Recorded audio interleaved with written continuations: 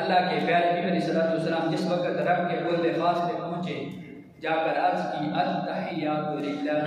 یہاں پہ توجہ کیجیے گا، تشہد کا جو شروع کا لفظ ہے التحیات للہ، ہا کے نیچے زیر ہے، ہا حلق والی، ہا حلق والی. اس کا اصل مخرج جو ہے وہ ہا ہے.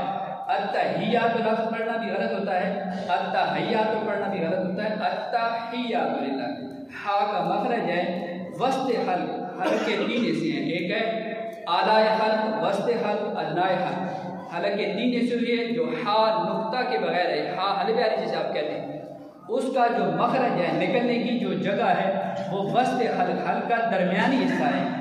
تو لفظ ہے التحیات للہ، ہا کے نیچے زیر ہے، التحیات للہ والصلوات والطیبات. اللہ کے پیارے نبی علیہ السلام نے رب کی بارگاہ میں جا کر یہ سلامی پیش کی، مالک میری مالی، میری بدنی، میری ساری عبادات تیرے لیے ہیں. اللہ رب العالمین نے آگے سے جواباً اپنے محبوب کا استقبال کرتے فرمایا السلام علیکہ ایھا النبی ورحمۃ اللہ وبرکاتہ. تجھ پر بھی اللہ کا سلام ہو، اللہ کی رحمت ہو، اللہ کی برکتیں ہوں. پھر حضور صلی اللہ علیہ وسلم نے امت کو وہاں تنہا نہیں چھوڑا.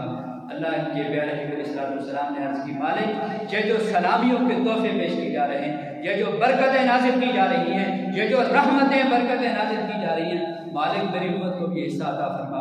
رب کے پیارے محبوب علیہ السلام نے عرض کی السلام علینا وعلی عباد اللہ الصالحین. میرے اللہ یہ ہم پر بھی سلام ہو، نیک بندوں پر بھی سلام ہو.